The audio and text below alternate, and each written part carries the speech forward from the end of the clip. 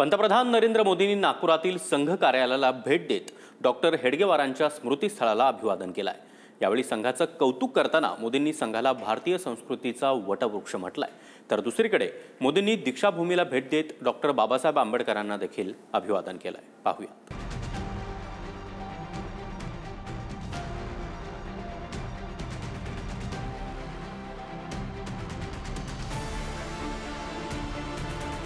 पंतप्रधान नरेंद्र मोदींनी नागपूर दौऱ्यात राष्ट्रीय स्वयंसेवक संघाच्या डॉक्टर हेडगेवार स्मृती मंदिर परिसराला भेट दिली।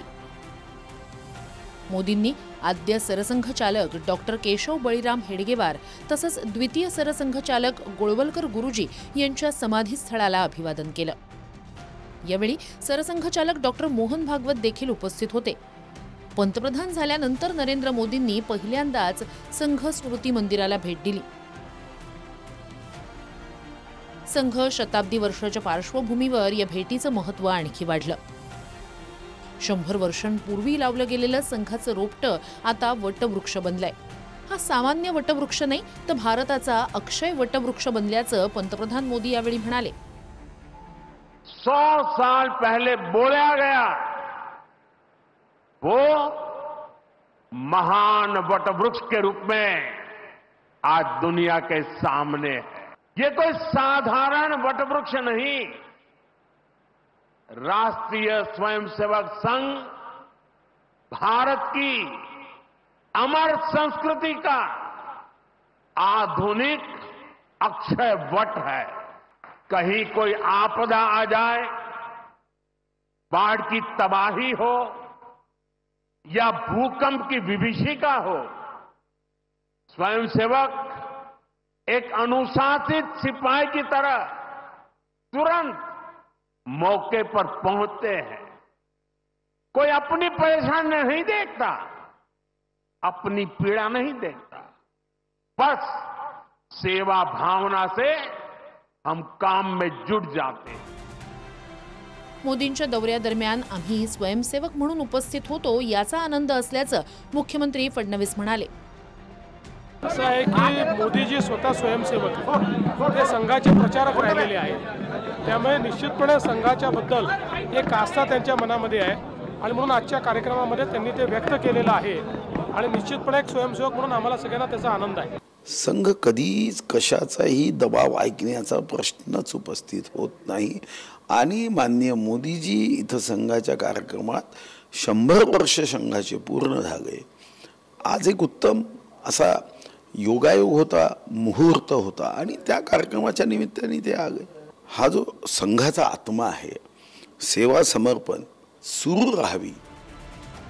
पंतप्रधान मोदींच्या दौऱ्यावरून संजय राऊतांनी टीका केली आहे, तर प्रवीण दरेकर यांनी राऊतांच्या टीकेला चोख प्रत्युत्तर दिले। 11 वर्षांनंतर संघ मुख्यालयात जातात प्रधानमंत्री झाल्यावर, त्यांना आता अचानक जाण्याची गरज का भासली संघ मुख्यालयात? हा एक संशोधनाचा विषय आहे। मोदींच्या सभा पाहता ते फक्त एखाद्याशी सत्तेसाठी जोडून घेऊ शकतात, बाकी वैचारिकदृष्ट्या भावनिकदृष्ट्या जोडून घेतील असं मला वाटत नाही। त्यांचा स्वभाव, ज्याला इंग्रजीत तुम्ही ॲटिट्यूड म्हणता, ते फक्त सत्तेसाठी किंवा सत्ता टिकवण्यासाठी जोडून घेऊ शकतात। संघ ही मातृसंस्था भारतीय जनता पार्टीची आहे, त्याच्यामुळे आपल्या घरात, पालकांच्या घरात जायला त्या ठिकाणी कोणाच्या परवानगीची बोलण्याची आवश्यकता नाही।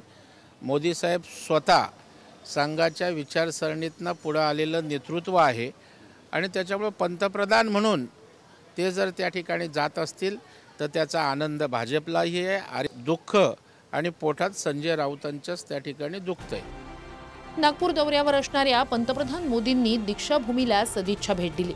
यावेळी मध्यवर्ती स्तूपातील डॉक्टर बाबासाहेब आंबेडकर यांच्या अस्थि कलशाला तसंच तथागत गौतम बुद्ध यांना पुष्प अर्पण करून अभिवादन केलं। पंतप्रधान मोदींनी व्हिजिटर बुकमध्ये आपला संदेशही लिहिला। डॉक्टर बाबासाहेब आंबेडकर यांच्या विचारांनुसार देशाला विकासाकडे नेणार असल्याचा संदेश मोदींनी लिहिलाय।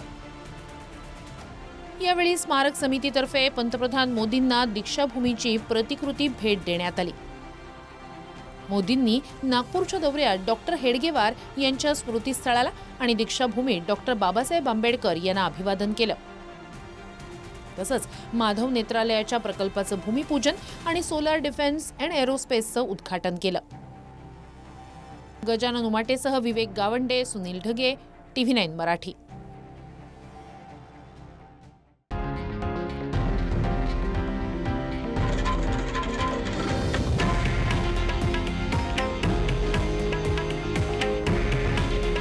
हे आहे देशातील नंबर 1 न्यूज नेटवर्क आणि आपण पाहत आहात TV9 मराठी.